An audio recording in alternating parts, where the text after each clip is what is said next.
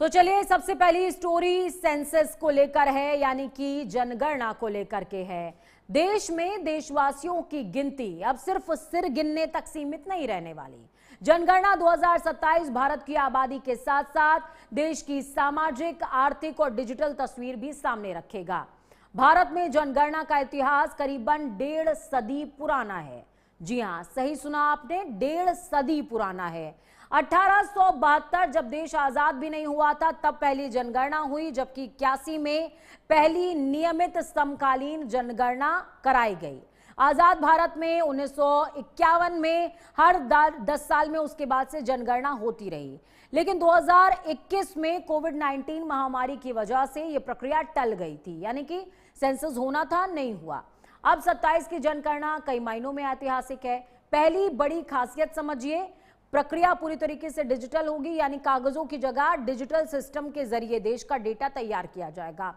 दूसरी सबसे बड़ी बात, जातिगत आंकड़े इसमें शामिल होंगे। आजाद भारत की जनगणना के इतिहास में पहली बार सभी जातियों से जुड़ी जानकारी जुटाई जा रही है। इससे देश की सामाजिक संरचना और अलग अलग वर्गों की वास्तविक स्थिति का एक विस्तृत डेटा सामने आ सकता है। तीसरी खासियत है सेल्फ एनरोलमेंट, यानी नागरिकों को खुद ऑनलाइन अपनी जानकारी दर्ज करने का विकल्प मिलेगा। 40 सवालों वाली प्रश्नावली में नाम, उम्र, धर्म, जाति, शिक्षा, रोजगार, प्रवास, भाषा, दिव्यांगता, परिवार से जुड़ी जानकारी, ये सब कुछ शामिल होगा। साथ ही आधार, मोबाइल, बैंक खाते और अन्य पहचान दस्तावेजों से जुड़े सवाल भी पूछे जाएंगे। यानी 27 की जनगणना सिर्फ कितने लोग हैं इसका जवाब नहीं है, बल्कि ये बताती है कि भारत के लोग कौन हैं, कहां रहते हैं, क्या करते हैं और देश असल में किस दिशा में जा रहा है, इस बात की पूरी जानकारी होगी। ग्राफिक्स के जरिए आपको तथ्य मैं समझाती हूं कि आखिरकार ये जो सेंसस होने जा रहा है, ये सेंसस इतना इंपॉर्टेंट क्यों है, या यूं कहें कि ये सेंसस जो होने जा रहा है उसका जिक्र इस स्तर पर क्यों हो रहा है। 40 सवाल जो देश का नया डेटा तैयार करेंगे, इसमें नाम, उम्र, आप किस जेंडर से बिलोंग करते हैं, साथ ही आपकी वैवाहिक स्थिति क्या है।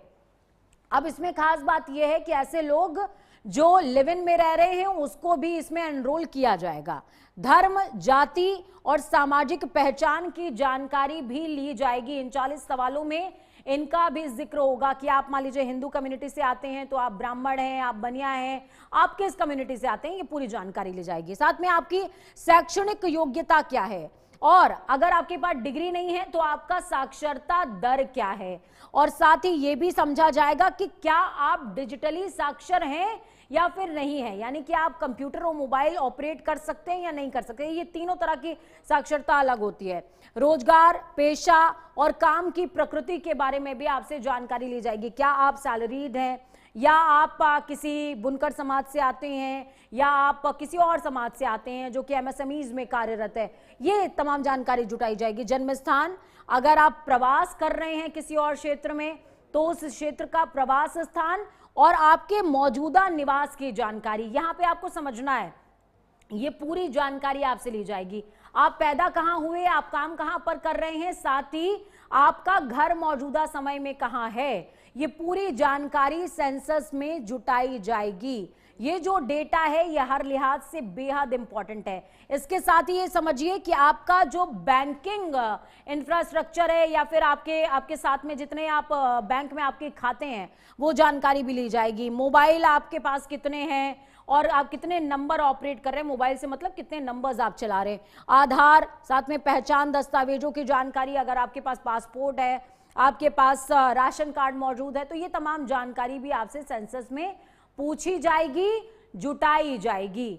ये आप समझिए। इसके अलावा पहली बार ये जो सेंसस हो रहा है 2027, इसमें खास बात क्या है, ये आजाद भारत में पहली बार जातिगत डेटा जुटाने का प्रयोजन हो रहा है। आपने देखा होगा कि पॉलिटिकल पार्टीज जब चुनाव नजदीक आते हैं तो जातिगत जनगणना की बात करती हैं, तो वैसा ही होने जा रहा है।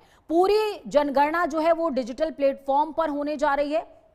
आपके पास सेंसस के लिए जो भी अधिकारी मौजूद होंगे वो डिजिटली आपसे पूछेंगे। साथ ही आप अपने आप को खुद भी एनरोल कर सकते हैं, ये सुविधा भी है। अगर आप डिजिटली सक्षम हैं, साक्षर हैं, तो अपने आप को आप खुद ही एनरोल कर सकते हैं। जैसे निर्वाचन, बिजली का बिल भरना और भी तमाम, अपना डेटा खुद से रिचार्ज कर लेना, ये तमाम काम हम करते हैं, वैसे ही आप ये भी कर सकते हैं।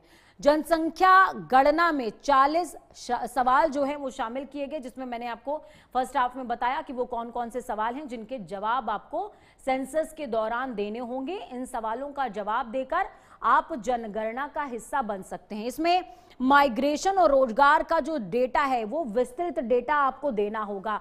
ये जो बात है ये बहुत ज्यादा इंपॉर्टेंट है। आप ये समझिए कि जो निर्वाचन सूची भी बन रही है उसमें भी माइग्रेशन और साथ में यानी कि आप कहां पर प्रवास कर रहे हैं, इसको बहुत ज्यादा इंपॉर्टेंस दी जा रही है। देश की नई डिजिटल जनसांख्यिकी तस्वीर इससे तैयार होगी और वो डेटा कलेक्टिवली रखना बहुत ज्यादा इजी हो जाएगा। आप ये बात समझिए कि ये जो सेंसस होता है इसका जो है इंपॉर्टेंस क्या होता है। अब आपको सबसे पहले मैं ये समझा देती हूँ, स्क्रीन पर लाइएगा जानकारी। पहली बार देश को दिशा देने के लिए और ये समझने के लिए कि आखिरकार देश को कैसे सामाजिक आवश्यकताओं के अनुसार बांटा जाए, सेंसस किया गया, जनगणना की गई। उसमें पहली तस्वीर देश की सामने आई कि कितने नागरिक हैं और कितने लोगों को, अगर उनके स्ट्रक्चर की बात की जाए, गरीब तबके की बात की जाए, अमीर तबके की बात की जाए, और कैसे योजनाओं का डिस्ट्रीब्यूशन करना है। उसी के बाद से मनरेगा और तमाम चीजें बननी शुरू हुई थी, आपको ये पता होना चाहिए। फिर उसके बाद आते हैं 2011 में, ये एक टर्निंग पॉइंट है। इस वजह से मैंने 2011 लिया है 51 के बाद, क्योंकि 51 से 2011 के बीच में लगभग हर 10 साल में सेंसस होता रहा है, उसमें परेशानी नहीं आई है। 2011 में लास्ट सेंसस हुआ और 2011 में ये जो लास्ट सेंसस हुआ इसने एक्चुअल तस्वीर देश के सामने रखी कि आखिरकार देश की आबादी कितनी है। उस दौरान जो देश की आबादी की बात की जाए तो वो थी 121 करोड़। रिसेंटली पॉपुलेशन काउंटिंग आई है जिसमें जो आबादी है वो 140 करोड़ बताई जा रही है, लेकिन ये ऑफिशियल डेटा नहीं है, वो लगभग का अनुमान चल रहा है। अब 2027 में वापस से शुरू हुआ है सेंसस और इस सेंसस की इंपॉर्टेंस है कि पहली बार डिजिटली सेंसस हो रहा है।